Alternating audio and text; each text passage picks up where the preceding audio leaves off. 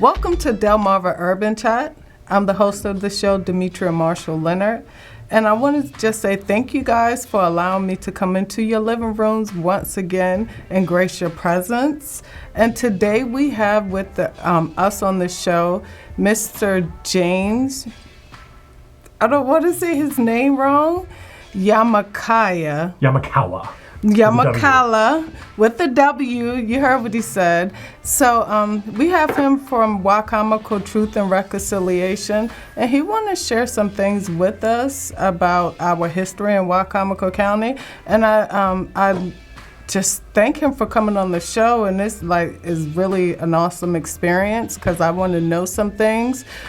Previously, I heard him talk at the city of Salisbury for open comments and response from the community. And some things he was saying that really had me intrigued. And I just wanted to know more about it. So we invited him on the show. And welcome. Well, thank you, Demetria, for having me. Intrigued, it's a good way of putting it. Mm-hmm. Not everyone was intrigued. Some people were a little more angry than intrigued. Mm-hmm. But still, thank you very much for having me here. Mm-hmm. And I did check out some of your previous shows to kind of bone up on what I might be expecting. Mm-hmm. And I saw, I liked the one about the sushi. Mm-hmm. And you had sushi at Sushi de Kanpai. And being Japanese, I do appreciate that. And it's totally an acquired taste, but there's a whole new world of taste there for you to come up. But yes, I am the head founder of the Yamakawa Truth and Reconciliation Initiative, formed since 2019. Mm-hmm. And the initial goal of that was to make sure that the Eastern Shore got its first memorial to the lynching victims, Matthew Williams, Garfield King, and Unknown. Mm-hmm. For those of your viewers who don't know, Matthew Williams was a young black man lynched in 1931 in Salisbury, Maryland. Garfield King was also a young black man in 1898 who was lynched in Salisbury. Unknown was a middle-aged black man who we don't know who he was. There are no records of who he was, only that he was murdered by a mob the days after Matthew Williams. Those are the three victims that we worked hard to get some kind of recognition from the community. So I would like to know a little bit more about you. Where are you from? Did you grow up in the urban area? I'd like to know a little bit more about you. What inspired you to come up with this, and what inspired you to shine light on his story? Man, okay. Well, I actually grew up in Aberdeen, Maryland, which is up in Harford County. Not too dissimilar, I guess, in some ways. Although the biggest, urban center was probably Bel Air. It was about a half an hour away. Then Baltimore, farther south, obviously. Right. Grew up there, and when we first came down here in 2006, my wife's pediatrician. It's her birthday today. Happy birthday, sweetie. Aww. I didn't know much about the history, to be honest. I think probably like most people who grew up, I grew up outside of Aberdeen Proving Ground Army Base, so I had a lot of friends from different racial and cultural backgrounds. But I didn't pay, most young people, especially young people who grew up in a predominantly white area, don't pay attention to this stuff. So when we moved down here, I was kind of like, okay, we're starting a family, we're trying to figure out what our community is all about. And then the election of Barack Obama happened, and I saw the backlash to that. And at the same time, then there was Trayvon Martin and the rise of the Black Lives Matter movement. And I started, and plus also the social media as well became a big thing at that point. So I started paying attention. This is back like post 2006, 2007. Right. So it was a process. It wasn't like a one day I didn't know, another day I knew, and it happened over a fair amount of time. But it kept building and building, and then back in early 2016. I started a local chapter of Showing Up for Racial Justice, otherwise known as SURGE. It's a national organization trying to organize white people to actually deal with this stuff. Right. And even though I consider myself Japanese, I'm also part white as well. So that comes into play. we organized the first lynching vigil for Matthew Williams in December of 2016. And after that, around that same time, is when people were really starting to focus on Confederate iconography around the country, especially with the running of Donald Trump in 2016. So a lot of that kind of made into a sort of like weird, sort of like a perfect storm, so to speak, in my life. Did my first Black Lives Matter protests along with Miss Amber Green of Phoenix Youth Project. Right. And that was the first one I know of that took place in the city of Salisbury. And we were walking downtown, we looked at the courthouse, we saw that sign to that Confederate general, and we're like, and one of us, I can't remember who said it, but one of us said, I heard there was a lynching here. And it was that kind of set me along the path to really diving deep into this history and trying to figure out what is going on, because the fact is that history is so important to understand where we are nowadays. Most people, especially predominantly white people, predominantly white men, tend to look at this stuff and be like, why are you bringing all this stuff up? This stuff doesn't matter. It was like 80, 90 years ago. Like, you're just trying to race bait and divide us. And I'm like, you don't understand how this applies. Because back in the days of chattel slavery, the predominant stereotype of Black Americans was docile, subservient, stupid. And like, I'm using these words, not that I believe them, but that those are the words that people were brought up. I think Uncle Tom's Cabin kind of thing, but like people like trying to like make it seem like it was needed for them to be enslaved in order for them to survive, essentially. Right. After the Civil War, after the passage of the 13th and 14th Amendments, the white culture needed to find a way to control Black Americans. So that's when the myth of criminality came about. The Jim Crow laws, the chain gangs, everything else, like sundown towns, all this stuff came about as a response to the fact that they can no longer literally enslave people. They found ways of doing that with for-profit prison systems and stuff like that. Yeah, the Black Code. Exactly. But it, like, from like a cultural standpoint, they had to find a narrative that allowed them to keep control, and that was to make Black people, particularly Black men, dangerous. The whole idea of the black rapist came from that era. So that myth began during the lynching era, and was used often to justify the lynchings, which weren't, despite what a lot of people say is like, oh, they were a response to a crime. No, they were a tool of white supremacy designed to control people and to keep them from seeking, economic and political betterment, empowerment. So what we're seeing in the 21st century is the fallout from that, because we still have those myths and stereotypes. So I have to ask you something. You mentioned that that's where the myth of the criminal system came from. So I do a lot of studying myself on Black history, our ancient Black culture, and I do know that when the criminal system was made, it wasn't made with us as Black people in mind. Right. It was actually to protect, those people, well, not, God please forgive me for saying that, it was actually to protect white people from, committing a crime against each other. We wasn't even considered as worthy to even stand. We wasn't considered worthy. We was treated like dogs. So we was considered as property. Right, and it was, unfortunately, it does come down to a lot of to an economic system. I mean, slavery was an economic system. Right. It made more sense to, basically, you don't put your own. I mean, I'm going to say this in clear terms. You don't put your own property in jail. Basically, right. Why would people want to put property in jail? It wasn't until enslaved people's became officially free, that they had to find some other way to control them. And that's when the neo-slavery came in. Exactly. What Michelle Alexander calls the new Jim Crow, essentially. The neo-slavery. Yeah. So how do you reconcile?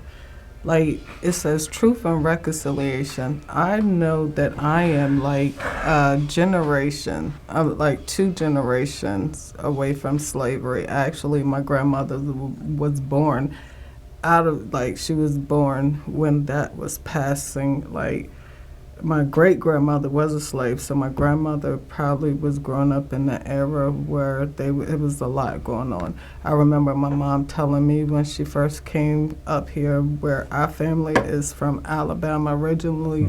So I remember when my mom told me when she first came up here, she seen a man hanging on the tree in Princess Anne for calling Princess Anne. I just want to know, how do you reconcile that? My grandmom is going on. My mom, she passed in 2017. Like, how do you reconcile that?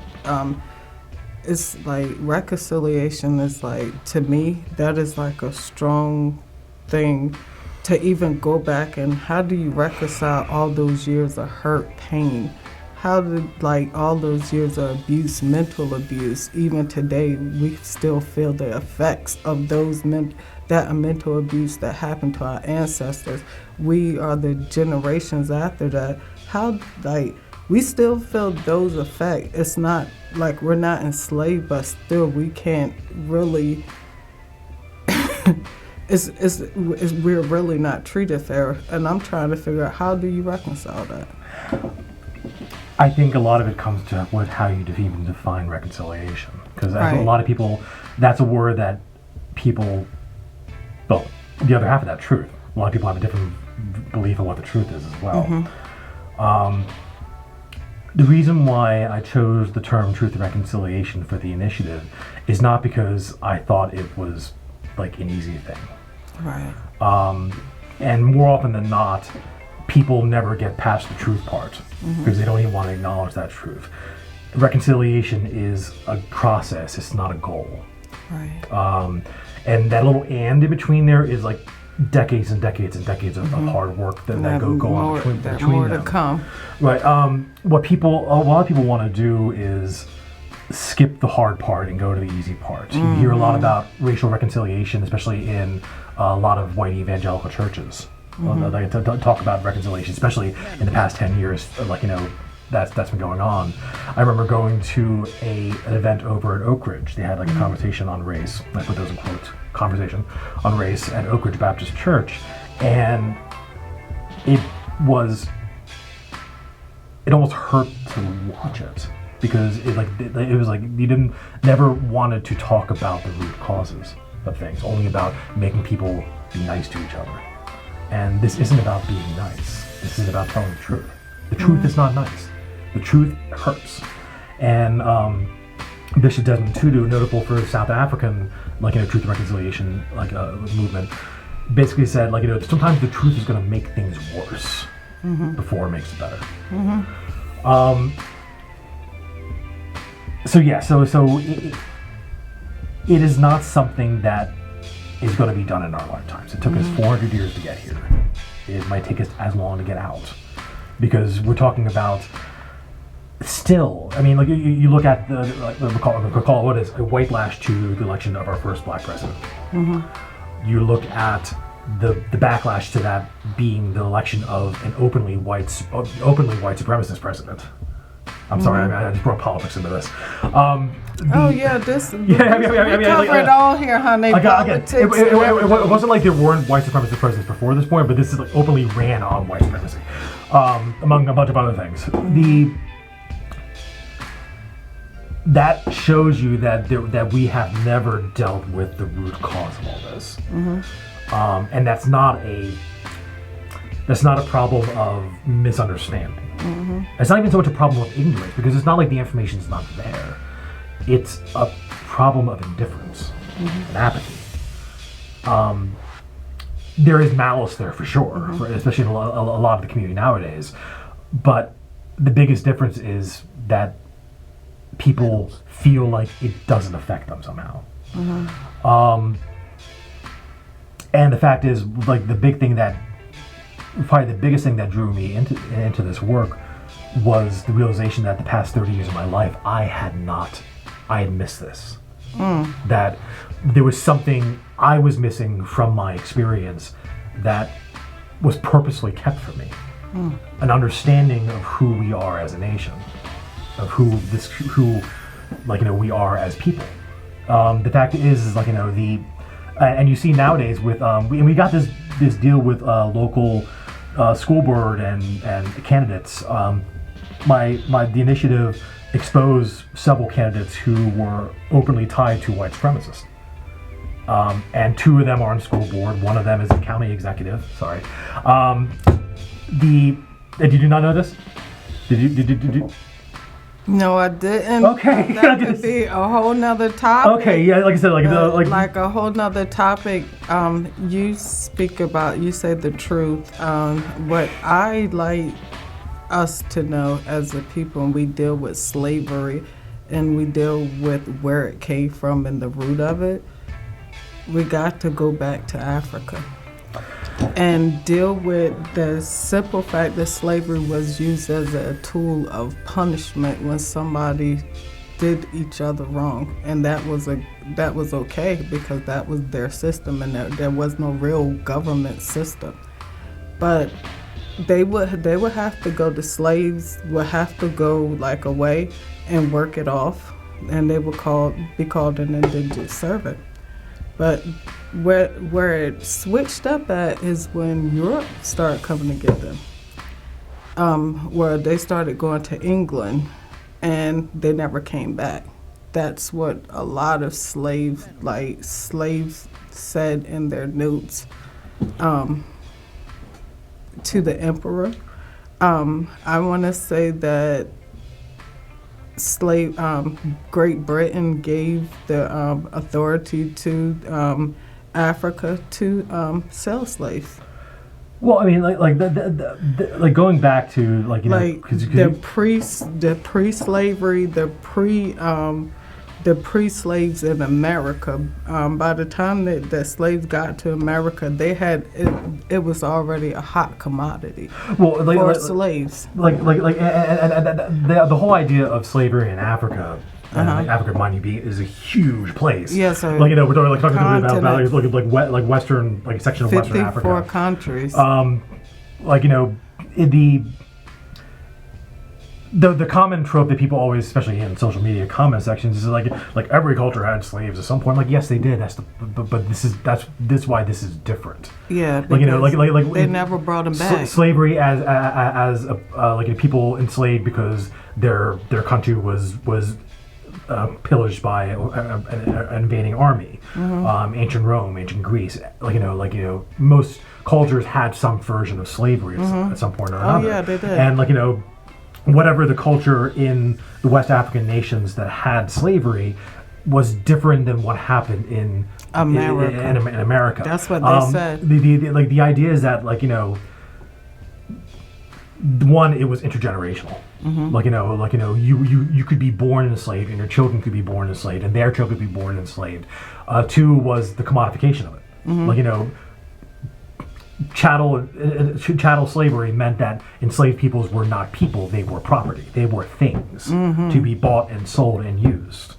Whether they were, worked to death in sugar plantations in the Caribbean or South America, or working in the cotton fields in the South in the United States, or the tobacco fields, or working in the master's house, in relative comfort. They were still property. And that's what makes it different in a lot of ways. Not that other slaves weren't treated as property, but there was a time limit to that. You weren't going to be born enslaved. Right. Your children wouldn't necessarily be born enslaved.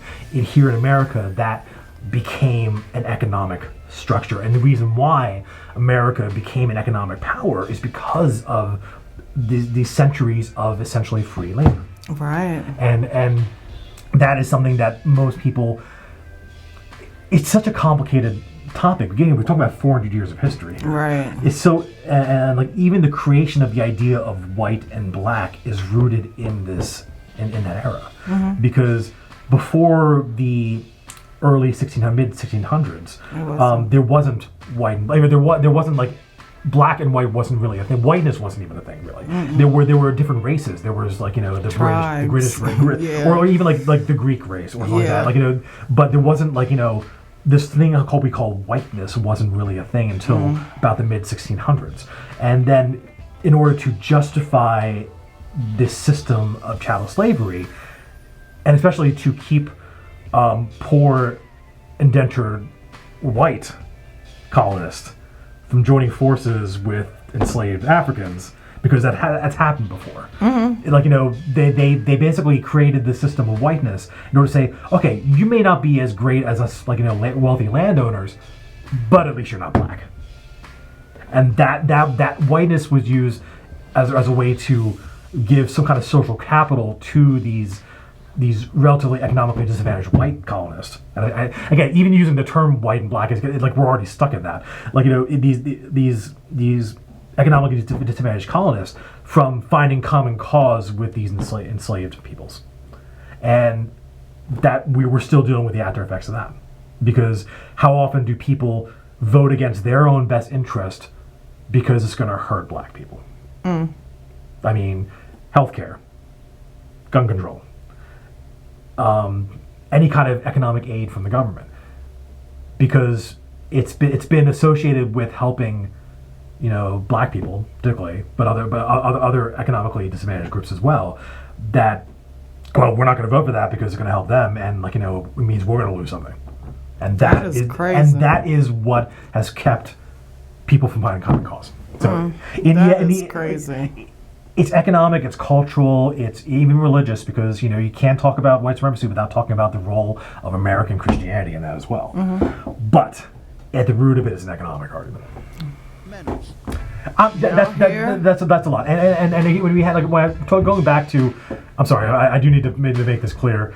The candidates that I was talking about that we exposed, they often talk about keeping this history from being taught to our students. The national movement to ban books, so to speak, either with LGBT issues but also with critical race theory. I put that in quotes. We have people in our government now that are actively seeking to make sure this history does not get told. Because if we can get young kids to start learning this history now, as opposed to 30 years on when they're no longer in school, then think about where we could be 10, 20, 30 years from now. We could lose a whole other generation to ignorance. So yeah, that's another goal of the initiative, is to make sure this history gets told, so people cannot ignore it. And I thank you for that. And we have 2 more questions that we like to ask you. Music, y'all know I love music. Music has played a big part of shaping society. Like, music can bring you up, it can bring you down, it can make you happy, it can make you frown. I need to know, what type of music do you listen to, and what is your favorite genre of music, if you have one? No, it's hard. I don't want to give the pat answer of I like all kinds of music. I do like all kinds of music, but if I had to narrow it down to at least 1 or 2 genres, I grew up listening to everything from 80s heavy metal to 70s classic rock. For some reason, I got into Garth Brooks. Probably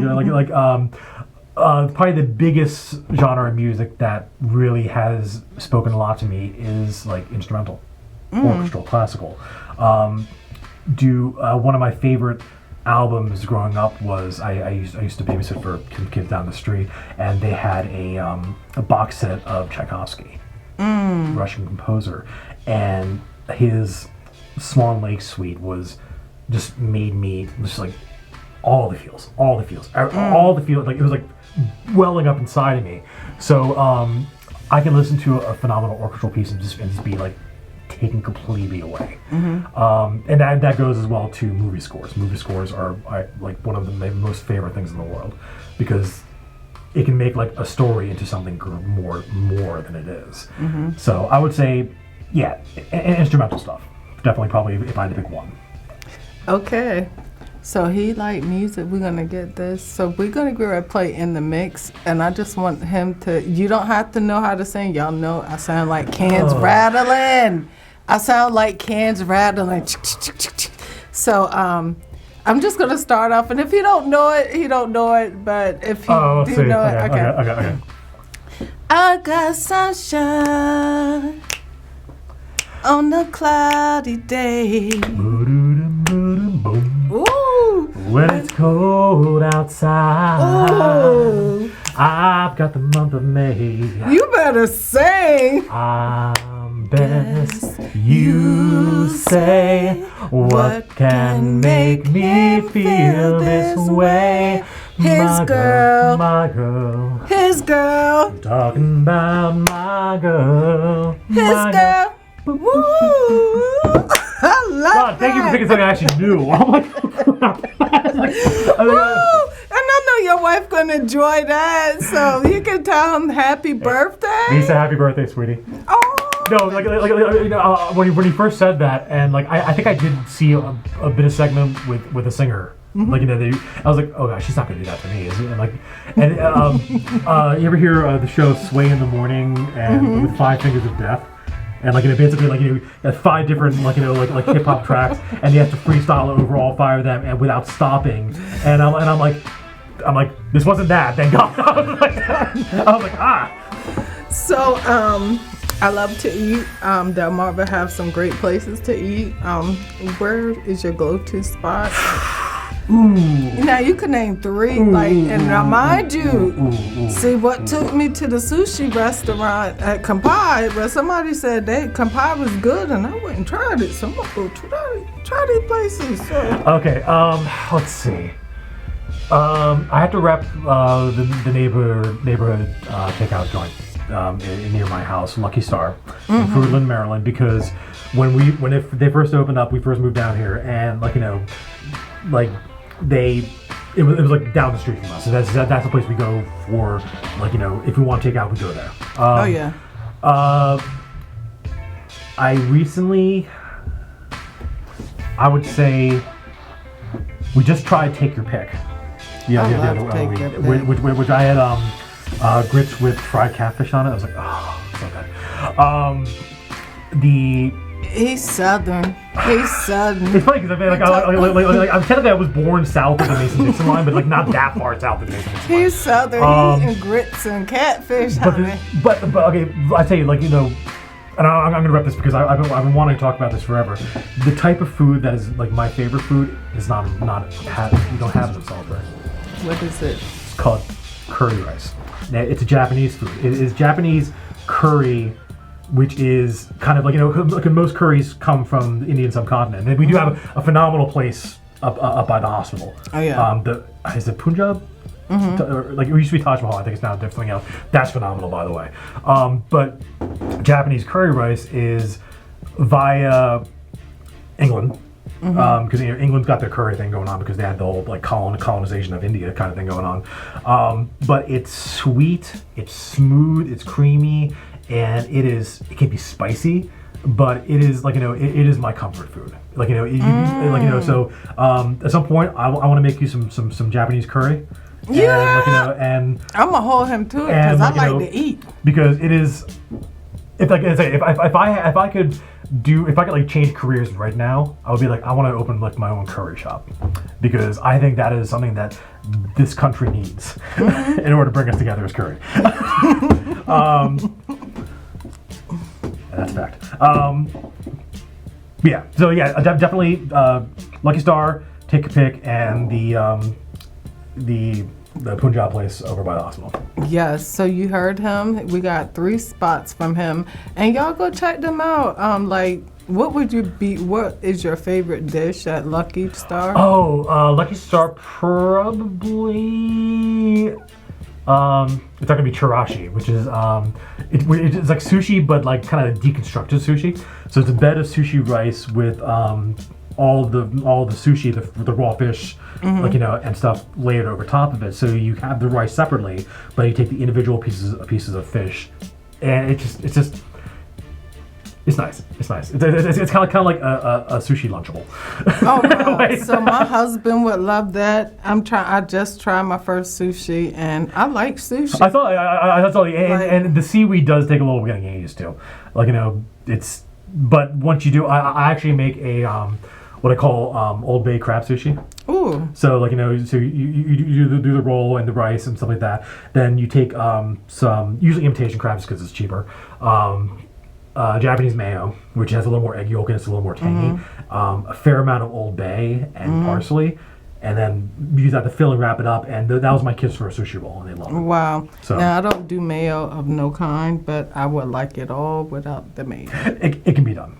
Okay. It can be done. So look, y'all heard him. This is on national TV, and I'm getting me some food, yo. I'm absolutely gonna make it.